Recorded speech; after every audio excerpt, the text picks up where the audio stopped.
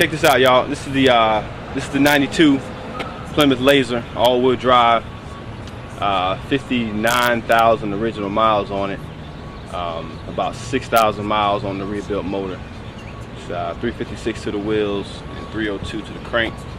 Horsepower and torque, so about 450. I'm sorry, 356 to the wheels, about 450 to the crank on the horsepower. 302 to the ground is torque, and I don't really care to do the calculation on the torque to the crank. It's all good. Anyway, you see the black wheels. Behind the black wheels, you got the slided rotors.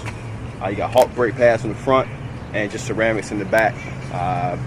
Paint looks pretty good back here on the bumper. The whole car was repainted once. It was a decent job, I guess. Anyway, you see the freaking spoiler, the uncooled laser spoiler. I do have the OEM 3-piece. So that'll be going on sooner rather than later. You all might be able to catch a glimpse of the exhaust here. Looks pretty good in my opinion. The car's pretty stable. Stainless steel all the way back.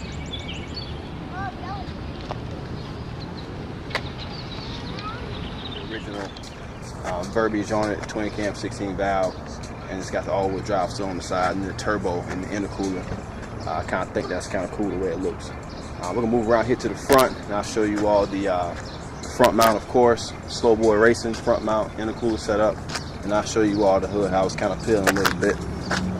No real body damage other than the normal roll wear you get after 18 years. So that there is covering up the whole grill. As you can see, it seems to work pretty well. Numbers are pretty consistent on the dyno, so I wasn't heat soaking at all. So that's pretty much the exterior, with the exception of this. We're going to move up. We're going to show you this little piece here. This is where the hood is kind of bumping up. Not bumping, but it's just paint's not in the best shape around here. I'm not sure if you all how well you all can see that. But yeah, as far as the eyesore for me, I mean, it bugs me a little bit, but I was more content with making the car fast first and then taking care of some of the aesthetics later, to match up with the wheels, etc. Lights are the factory lights, not cloudy. Look pretty good. Take y'all to the inside here so you can see how the interior looks.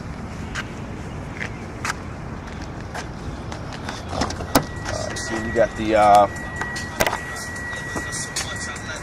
not sure what kind of music y'all like. I'm not sure if you can hear this. This is Jada's new mixtape. We'll probably gotta pick that up and get the rap music. Anyway, got the Momo steering wheel, 300 millimeters, in other words, 12 inches. You got your custom floor mats with Plymouth on both sides. You can see the doors are in real good shape. Just really the only blemish outside of a little part on the seat back there. You see, it's been like this since I've had it. Haven't really messed with it because it's not something that with the dash is gonna fall off. Small blemish in my eyes, haven't really dealt with it too much. You can see the dash is pretty nice in there. Seats are nice. Not featured Corbo seats that'll be put in tomorrow. 2 matching Corbos to the front. GTS2 Sports reclining seats, real nice. To the back seats, pretty clean. These are going to be taken out to match the front seat. There's a little blue, I'm not sure where that came from, maybe some kid with a little marker 10 years ago or something. Really the only blemish in the back seat. These cars didn't come with shades, so what I had to do was get this tinted. Can't remember the percentage, so it's pretty dark, so you don't have to too much worry about the sun beating you death when you ride with the AC on. AC works pretty well. Let's see, you want to take a look in there here at the mileage. You can see the mileage. It's 58,000. It's a knockout. The decision is unanimous. Kind of like what LL did to cannabis. You have get involved if you want. Put a hand in it. Do it then. Come on, damage. Rap ain't a felony. No, put a hand in. Here you got your AEM gauge. You got your AEM gauges here. You got your air fuel ratio gauge. You have your true boost gauge. Electronic boost controller. Running 20 pounds of boost all the time. Don't really adjust the boost because of small wastegate on the Evo 316G. Take a look under the hood and see what we got. All right, this is under the hood here. This is the 4G63 with the rebuilt short block. Got manly bottom end parts, pistons, and rods, of course. This intake just a run-of-the-mill K&N. The actual intake piping there was done by National Speed in Wilmington. Evo 316G, as you can see, not too big, but obviously puts out a good amount of horsepower. Engine can probably stand for a steam cleaner at this point, all the pollen we've had. Anyway, as I've done away with the factory airflow meter. So as you can see right here, we have the General Motors airflow meter. Some more custom pipe work back there that the National Speed did good work. Most of the parts were supplied by Slowboy. The car has the racer short block, the cams, 550cc injectors, and it's a DSM Link fuel tuning. So tuning is in good shape. Runs well, never runs lean at all. Starts up every day. I drive it every day. It's an everyday car. New water pump, all that junk. New gaskets, all of that. Head's been redone. Not for performance, just for drivability. When the motor was in need of repair because of the oil filter housing coming off, it took its toll on the top end of the motor, so we had to rebuild that as well. Let's see. So I want to show y'all under here. At least it speaks for itself. I guess the numbers speak for themselves. So we're gonna take a little spin, let you all see and hear it, and go from there. All right, y'all, we're gonna take this out for a little spin. Nothing too crazy. We'll do it inside the car, pull, outside the car, pull. Idles pretty well. DSM Link's not AEM, but some tend to think that DSM Link works a little better. It's all, I guess, personal preference.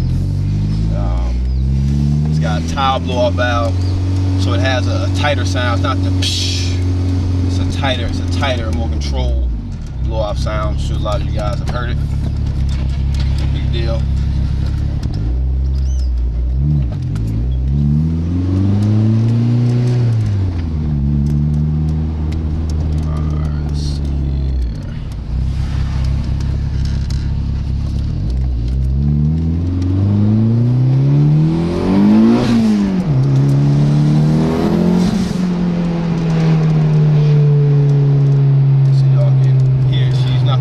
This thing on the block.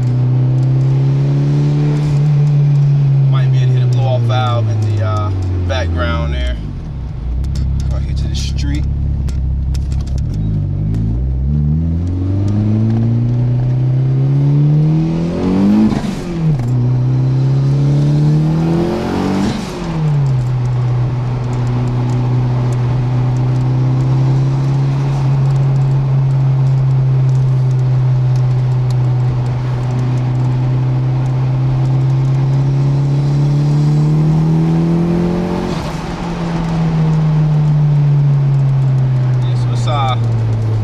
Pretty good control. On the dyno I was starting to make real good power at about 4,200 RPM, so it's still pretty streetable.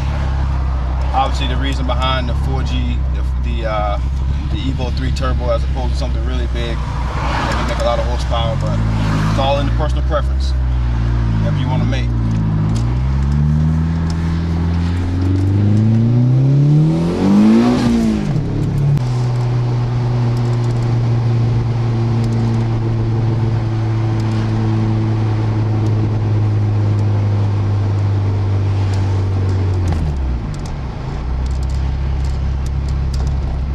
Y'all, we take a look at this this Civic over here with these pink wheels. You ever get a Civic, don't put pink wheels on it. Shit ain't cool.